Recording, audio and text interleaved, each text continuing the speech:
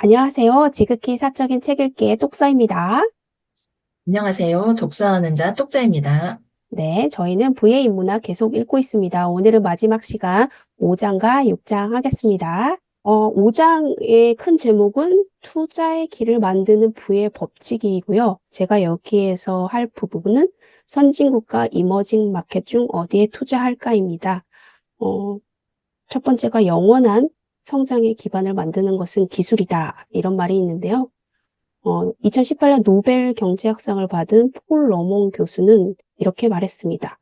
경제 성장에서 가장 중요한 요소는 기술이며 선진국은 기술을 개발해서 경제 성장을 계속하기에 선두를 계속 유지할 수 있다. 예전에는 기술 진보는 과학의 발전에 따라 정해져 있는 것이지 기업의 경영자나 국가가 어떻게 조절할 수 없는 외부 요인, 즉 외생 변수로 봤는데요. 하지만 이제 폴 러먼 교수나 현대에 와서는 이 기술은 경제 주체가 통제할 수 있는 변수이며 이 기술을 잘 개발하면 계속 성장할 수 있다. 즉, 기술을 내생 변수로 보고 있습니다. 폴 러먼 교수는 경제 성장의 가장 중요한 것은 노동이나 자본이 아니라 기술이라고 했습니다. 이 기술 진보 덕분에 선진국은 계속 선진국 자리를 지킬 수 있고 교육 수준이 떨어지는 후진국은 기술 개발이나 그 기술에 흡수가 안 돼서 선진국을 따라잡을 수 없다는 것입니다. 두 번째로 지식과 기술이 많아지면 부는 폭발적으로 커진다인데요. 음, 부는 지식과 기술에서 나온다고 합니다. 우리가 예전에 자본과 노동에서 부가 나온다고 생각을 했는데, 하지만 이제 달라졌어요. 자본과 노동의 경우에는 투입하면 투입할수록 그 부의 증가율이 줄어드는 수학 체감의 법칙에 따르는 반면에 지식과 기술의 경우에는 투입하면 투입할수록 그 생산량이 생산량이 점점 늘어나는 그 증가 속도가 급속도로 늘어나는 수학 체증의 법칙을 따른다고 합니다. 왜 이런 일이 벌어지냐면 지식이나 기술은 아무리 많이 써도 아무리 많은 사람이 사용을 해도 줄어들지가 않기 때문입니다. 아, 결론적으로 말씀드리면 폴 러몬 교수에 따르면 보는 지식과 기술에서 생겨나기 때문에 기술과 지식 발전을 이룩한 선진국이 후진국보다 성장에 유리하다는 겁니다. 그래서 이제 투자자로서 해외 투자를 고민한다면 고민할 여지 없이 그냥 미국 주식 시장을 두드리면 된다고 말을 하고 있습니다. 네, 저는 제5장 투자의 길을 만드는 부의 법칙에서 직간 따위 접어두고 냉정하게 판단하라에 대해 얘기해 보겠습니다. 노벨 경제학상 수상자인 데니얼 카너먼은 인간의 생각은 빠른 생각과 느린 생각으로 나눌 수 있다고 했습니다. 여기서 빠른 생각이란 얼굴 사진을 보고 어떤 표정인지 즉시 아는 것 또는 전화 수화기로 들려오는 상대방의 목소리를 듣고 감정을 알아채는 것 같은 것입니다. 반사적이고 직관적인 것으로 우리가 운전을 하거나 운동하거나 걷거나 잡담할 때 사용하는 자동화된 생각 방식입니다. 이 빠른 생각은 원시 시대 생존에 유리했던 생각으로 우리가 맹수를 보면 아, 저게 뭐지라고 좀 느리게 인식하는 것보다는 그냥 도망가야겠다라고 생각하고 뛴 원시인이 아마 더 생존에 유리했을 것이고 느린 생각을 한 원시인은 잡아먹혀서 아마 그 유전자가 남아있지 않았을 것입니다. 그래서 인간은 본능적으로 빠른 생각을 하는 삶을 살아가고 있습니다. 느린 생각은 34 곱하기 35와 같은 곱셈을 하는 경우로 저절로 떠오르지 않고 정신을 집중해야 할 수 있습니다. 집중력과 에너지가 많이 소모되는 이성을 이용한 합리적인 생각 방식으로 어떤 난관에 부딪혔을 때 인간이 사용하는 방식인데요. 대부분의 사람은 95%가 빠른 생각이고 5% 느린 생각 방식을 사용한다고 합니다.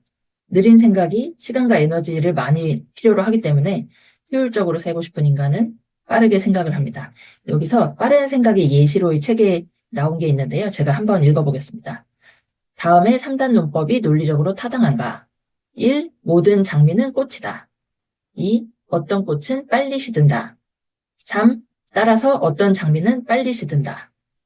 얼핏 들으면 이게 맞는 것 같은데요. 사실 생각을 해보면 어떤 꽃이 빨리 시든다고 장미가 꼭 빨리 시든다는 것은 아닌데 그냥 3단 논법이라는 이유로 우리가 좀 빠르게 판단을 하면 다른 판단을 할 수 있다는 겁니다. 그래서 우리가 투자를 할 때도 본인은 이제 합리적으로 생각했다고 판단했다고 생각을 하지만 대다수 투자자는 빠른 생각으로 투자를 결정합니다. 그래서 제가 이 부분을 읽고 나도 그동안 좀 빠른 생각을 많이 해왔구나. 그래서 느린 생각으로 주식 선택의 기준을 정해놓고 앞으로 투자를 해야겠다라고 생각을 했습니다.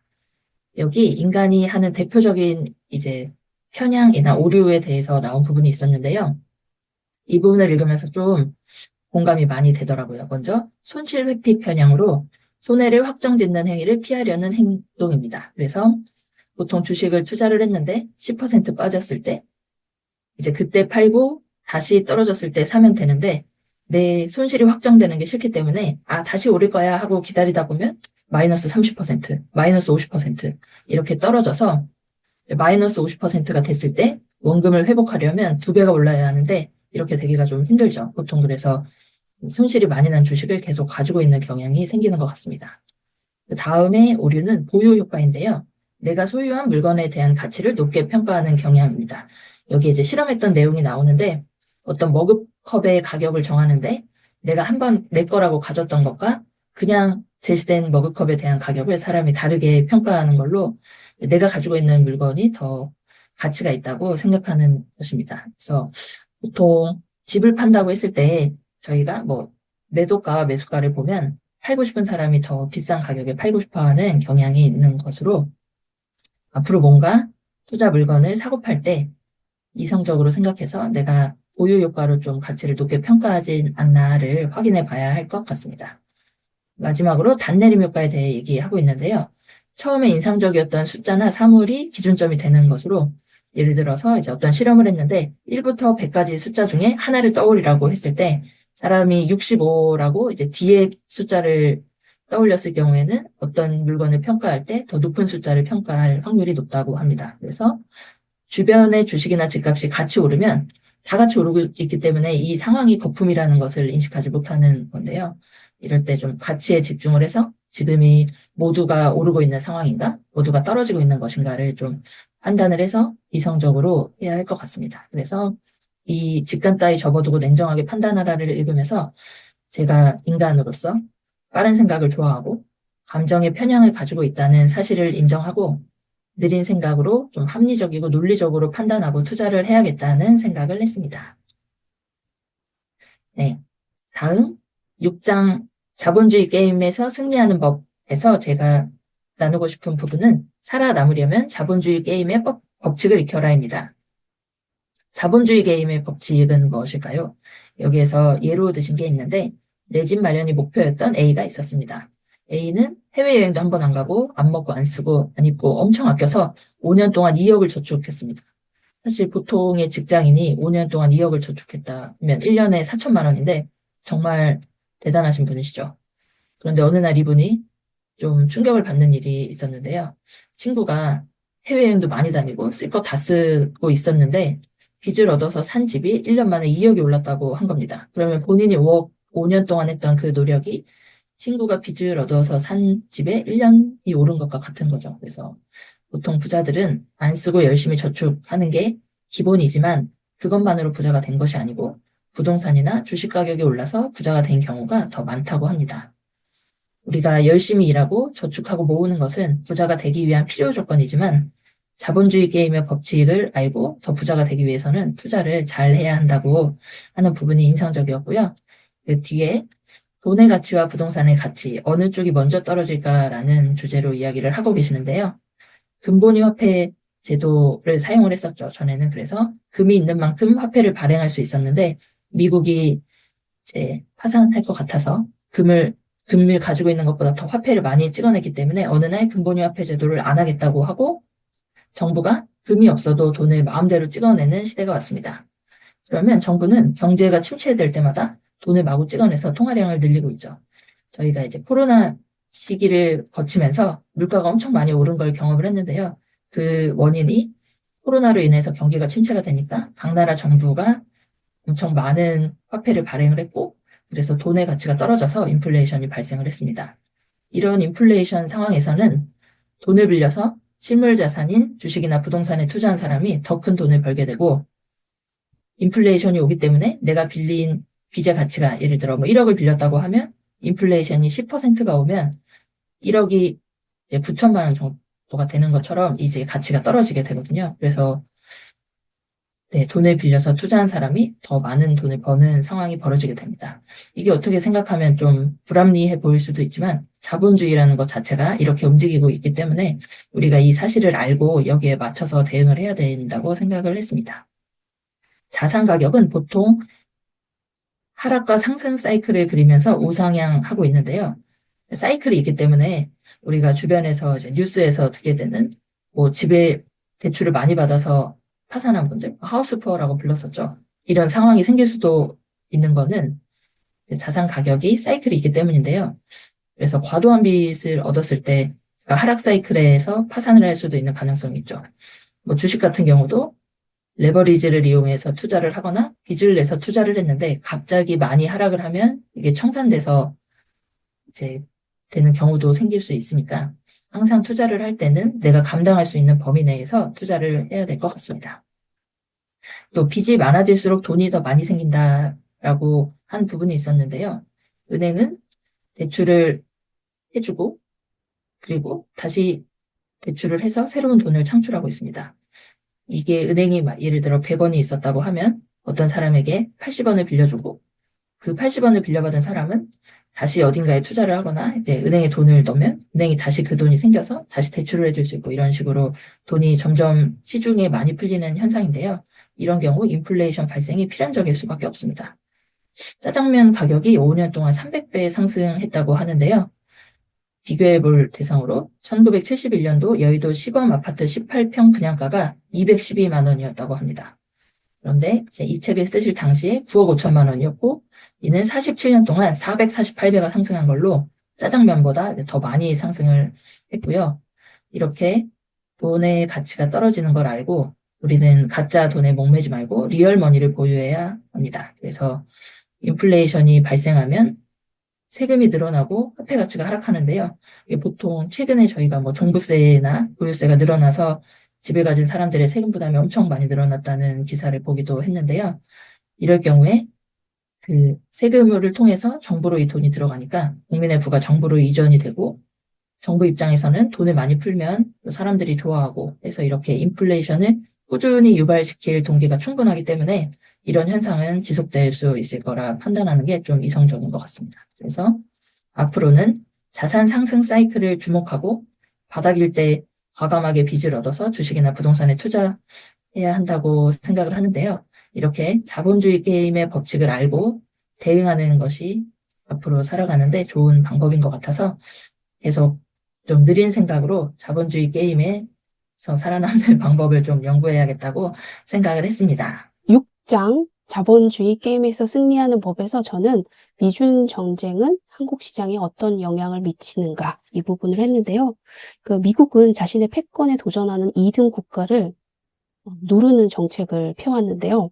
그 예로 일본을 들 수가 있어요. 일본은 미국 GDP의 약 40%까지 추격해 오자 이 플라자 합의를 맺게 해서 1985년 이후로 잃어버린 30년을 보내게 되었습니다. 그런데 중국이 2018년에 이미 미국 GDP의 70%에 육박했거든요. 그런데 미국이 이때는 손을 쓰지 못했어요. 왜냐하면 2008년에는 바로 그 유명한 리먼 브라더스 사태에 빠져 있었거든요. 자신의 국가의 위기를 겪고 있었기 때문에 신경 쓸 여력이 없었던 거죠. 하지만 그 이후에는 당연히 미국이 중국 누르기에 돌입을 합니다. 중국이 미국 패권에 도전한 방법으로 세 가지를 들 수가 있는데요. 그 첫 번째가 페트로 달러 체제 구멍내기입니다. 미국은 세계 패권을 장악하기 위해서 페트로 달러 체제를 구축을 했어요.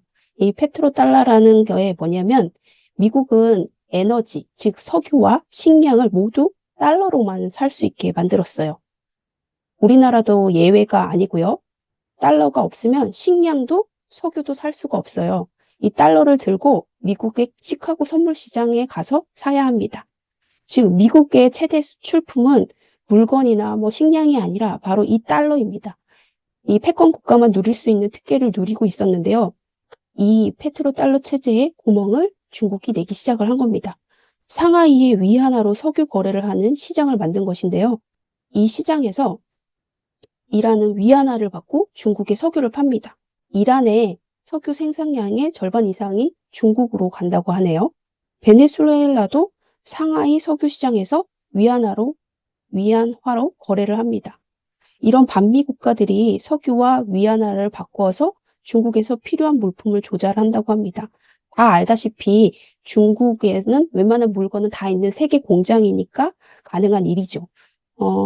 이렇게 미국이 그동안 이 페트로 달러 때문에 잘 먹고 잘 살 수 있었는데 중국이 구멍을 내기 시작했으니까 얼마나 기분이 나빴겠어요.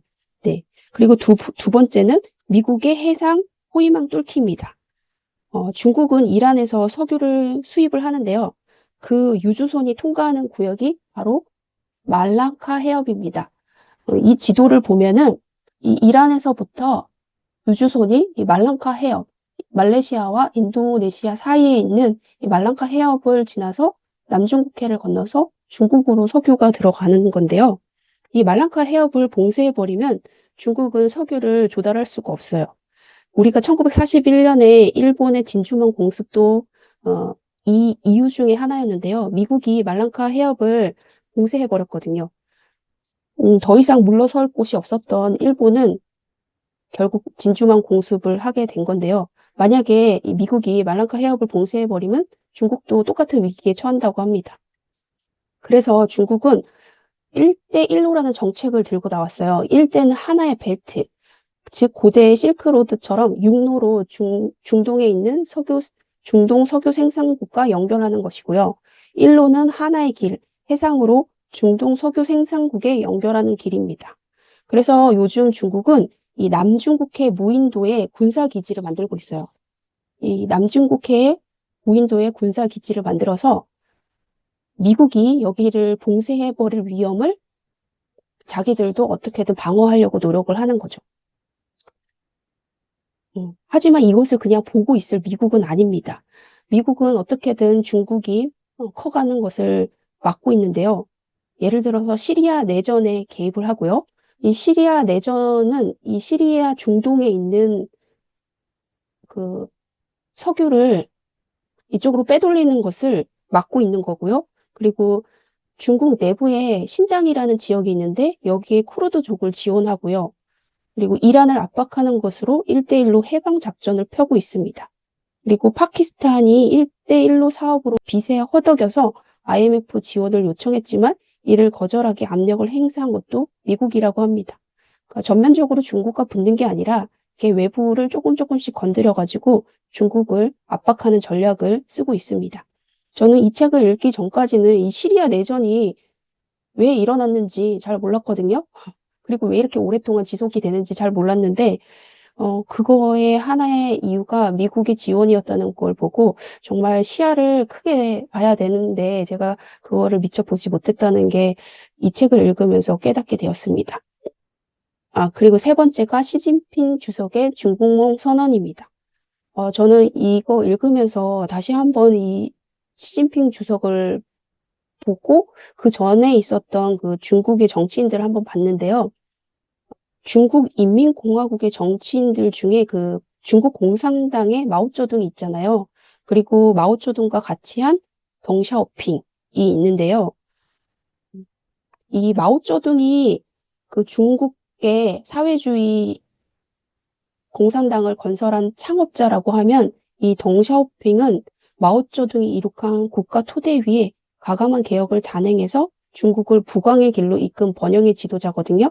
이 사람의 주장의 실리주의를 가장 대표하는 정책이 흑묘백묘론인데요. 검은 고양이든 흰 고양이든 무조건 지만 잘 잡으면 된다라는 실용주의를 택하고 있고 그래서 자본주의를 들여와서 중국의 경제 발전을 이룩한 사람인데요. 이분이 이런 말을 했대요. 1950년까지는 자신을 드러내지 않고 때를 기다리면서 실력을 길러라. 이걸 도강양해라고 하는데요. 죽으면서 신신당부를 했대요. 1950년까지는 납작 엎드려가지고 그때 실력을 길러라. 그런데 그 이후에 후진타오라는 후계자가 2008년 미국이 리먼 브라더스 사태로 흔들리자 평화롭게 우뚝 선다 라고 하면서 모습을 드러냅니다. 그리고 그 후임자였던 시진핑은 한술 더 떠서 2050년에는 중국이 세계 넘버원이 되겠다. 바로 이 중국몽을 선언을 하는데요. 이렇게 되면은 미국이 중국을 내버려 둘 수가 없잖아요. 트럼프는 그 중국몽을 선언한 그 10개 첨단 분야에 관세를 25% 때려버리고요. 그리고 이들이 생산하는 물건, 그리고 이들에게 납품하는 미국 기업, 전 세계 기업을 압박합니다. 요즘에는 이제 트럼프가 50% 관세를 때려버리겠다고 얘기를 하고 있는데요. 네. 이런 식으로 미국 패권에 중국이 도전하는 모습을 보이고 있습니다. 근데 미국이 왜 이렇게 중국을 크도록 내버려 두었나라는 부분인데요. 이거는 아까도 말씀드렸다시피 미국은 그 당시에 자기 나라의 리먼 브라더스라는 큰 사건을 맞아서 위기를 겪고 있었기 때문에 다른 나라를 신경 쓸 여력이 없었고요. 두 번째가 그 미국 엘리트들의 오판이라고 얘기를 합니다. 그 엘리트들은 이렇게 생각을 했대요. 중국이 자유시장 경제에 편입되고 중산층이 늘어나면 자유롭게 경제 활동을 하는 사람들이 많아질 것이고, 그러면 자연스럽게 이 자본주의, 민주주의에 젖어들어서 다시는 사회주의로 돌아가지 않을 것이다. 그렇게 생각할 수 있을 것 같아요. 하지만 역시 생각대로 흘러가지가 않죠. 시간이 흘러도 중국은 일당 독재를 포기하지 않고 오히려 시진핑이 자신의 임기도 없애버리고 죽을 때까지 집권할 1인 독재 체제를 만들어버렸죠. 예전에는 미국의 엘리트들은 공산 체제는 감시 감독 비용이 많이 들기 때문에 오래가지 못할 거라고 예상을 했지만 오히려 중국은 인공지능을 이용한 감시 체제를 만들어서 더 감시 체제를 강화하면서 사회주의 체제를 공고히 하고 있습니다. 미국은 중국을 어떻게 압박하고 있는 건데요. 총 4가지가 있어요. 첫 번째가 군사적 압박을 하고 있다는 거예요. 미국은 국방비를 정말 많이 지출하는 나라고요. 그 정도가 어느 정도냐면은 세계 2위부터 10위국의 국방비를 모두 다 합쳐도 미국의 국방비를 따라갈 수 없다고 합니다. 미국이 이런 식으로 해서 무너뜨린 나라가 바로 소련입니다. 군비 지출을 많이 하게 해서 그 나라가 감당할 수 없을 때 그 스스로 붕괴되는 위험을 초래하는 건데요. 지금 미국이 중국을 계속 이렇게 직접적으로 전면전으로 붙진 않고 주변에 있는 국가들을 지원하면서 중국이 군비 지출을 많이 쓰게 하고 있는 거고요. 대표적인 예들이 아까 말랑카 해협이고요. 두 번째가 남중국해의 난사군도인데요. 아까 제가 말씀드린 거는 그 무인도에다가 군사기지를 만들고 있다고 했잖아요. 여기 난사군도가 그런데요. 원래 여기는 이 동남아시아 국가들의 영해였잖아요. 하지만 여기에서 중국하고 붙으니까 당연히 가장 힘이 센 중국이 이겨버렸고 이 난사군도에 깃발을 꽂았습니다. 여기에서 이제 군사 기지를 설립한 중국과 미국이 신경전을 벌이고 있는데요. 가끔 미국은 미 해군이 들어가가지고 지나간대요. 그리고 핵폭격기도 가끔 지나가게 한대요. 일부러 중국을 긴장하고 화나게 만드는 거죠. 미국뿐만 아니라 동맹국한테도 같이 가자고 얘기를 한다고 합니다. 그래야 자기는 동맹국을 지키기 위해서 같이 가는 거다라는 빌미를 제공할 수 있기 때문인데요. 네. 그리고 대만 해협입니다. 세 번째가 이 군사 지역에서 군비 지출을 많이 하게 하는 원인으로 이 대한해협을 또 들 수가 있는데요. 중국하고 대한해협 사이에 이 좁은 해협이 바로 대한해협이에요. 정말 가깝죠. 저는 이 지도 보고 깜짝 놀랐는데, 이렇게 가까운데, 예전에 미국하고 중국이 수교할 때 마오쩌둥이 이런 조건을 내걸었었대요.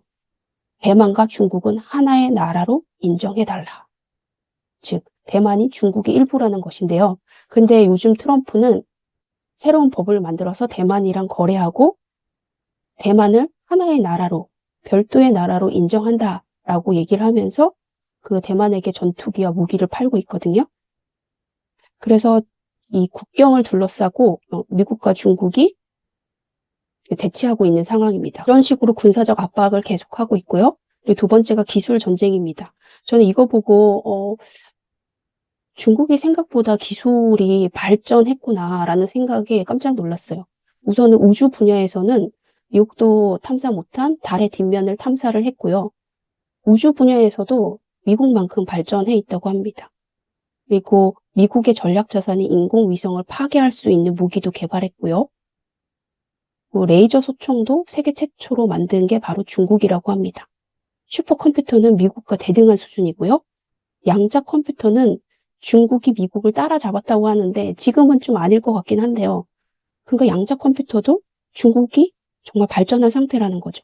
그리고 인공지능 분야에서는 특허 수가 미국보다 훨씬 많다고 합니다. 그래서 이게 그냥 내버려 둘 수 없잖아요. 중국의 그 슈퍼컴퓨터 회사들을 블랙리스트에 올려서 기업의 거래를 못하게 만들고 있고요. 중국 유학생들과 중국 연구원들을 미국 대학교와 연구소에서 쫓아내고 있어요. 그리고 중국 첨단 기업의 자금줄을 끊음으로써 기술 전쟁에서 유리한 입지를 차지하려고 하고 있어요. 그리고 무역 전쟁을 하고 있고요. 관세를 높게 때림으로써 그 나라에서 만드는 제품을 사지 못하도록 하고 있어요. 그래서 세계 공장 역할을 하던 중국을 대체할 수 있는 베트남과 인도를 키우겠다는 게 미국의 생각입니다. 그리고 네 번째가 지정학적 전쟁인데요. 미국은 중국을 쪼개려고 하고 있습니다. 그래서 아까 말씀드린 그 신장에 있는 쿠르드족의 독립을 지원하고요. 달라이 라마도 지원해서 티베트 독립을 지지하고 있습니다. 말씀드린 대로 대만도 지원하고 있고요. 홍콩의 독립도 지원하고 있습니다. 그리고 베트남하고도 미국이 잘 지내고 있고요. 베트남도 중국과 대항하고 있어요. 네, 이렇게 지정학적 전쟁을 계속 벌이고 있고요. 미국의 요구와 중국의 방어는 어떻게 부딪히고 있냐라고 보면 총 4가지로 미국이 요구하고 있는데 첫 번째가 지적 재산권을 보호고 중국이 미국 기업을 해킹하고 있다고 합니다. 예전에 뭐 하웨이 말이 많았었죠. 그러니까 미국의 기업에 해킹을 하고 있는데 그거를 보호하려고 하고 있고요. 그 다음에 중국에 보조금을 폐지하라고 요구를 하고 있고 중국 시장 개방, 금융시장 개방을 요구하고 있지만 과연 이걸 중국이 받아들일지는 모르겠습니다. 결론적으로 말해서 미국의 중국 봉쇄 전략은 어떻게 끝날 것인가인데요. 결론은 미국이 이길 것이다 라고 얘기를 하고 있어요. 뭐 그 이유도 막 있는데 크게 3가지만 들면 우선은 패권을 차지하려면 에너지와 식량이 자급자족이 되어야 하는데 중국은 식량과 석유를 모두 수입하는 나라입니다. 그래서 어렵다는 거고요. 두 번째는 일당 독재 체제는 부정부패를 가져올 수밖에 없다입니다. 그리고 이 공산의 독재 체제는 부정부패를 불러올 뿐만 아니라 유연성을 떨어뜨려서 결국 사회 발전 속도가 느려질 것이다 라고 얘기를 하고 있고요. 세 번째가 중국인들조차 호심탐탐 재산을 외국으로 빼돌리고 있다입니다. 네. 중국의 자국민도 자기 나라를 못 믿고 있는데 어떻게 이게 체제가 유지될 수 있을 것인가 라고 얘기를 하고 있고요. 결론적으로 말을 해서 우리는 누구 편에 줄을 서야 하는 거입니다. 우리나라가 1등 국가가 될 수 없는 건 인구나 나라 규모 면에서만 봐도 1등 되는 건 할 수 없으니까 결국에 1등의 나라에 줄을 서야 된다는 거고요. 그 1등의 나라가 누가 될 것이냐 하면 미국이 될 것이니까 우리는 그 편에 줄을 서야 한다라고 얘기를 하고 있어요. 앞에서 이 저자분이 이런 식으로 얘기를 했잖아요. 노력과 재능도 중요하지만 줄을 잘 서야 한다고. 네, 개인도 그렇고 국가도 마찬가지라고 합니다. 이게 줄을 잘 서려면 어떻게 하냐면 전략적인 사고를 해야 된다고 얘기를 하면서 이게 전략적으로 미국과 중국이 어떻게 지금 싸우고 있고 누가 이길 것 같은지 이거를 말해주고 있는 것 같습니다. 감사합니다.